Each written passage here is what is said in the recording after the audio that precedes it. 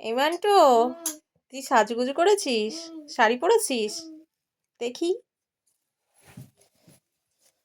শাড়ি পরে খিদে পেয়ে গেছে। দেখো বন্ধুরা, মানুকে আট পরে শাড়ি পরিয়ে দিয়েছি। তো শাড়ি পরার কোনো মান ইজ্জত তো রাখলোই না। আমার এত খাটনি করে পরানো। বন্ধুরা কেমন আছে বলবে। তোমরা পুজোতে এনজয় করো বলছিলাম।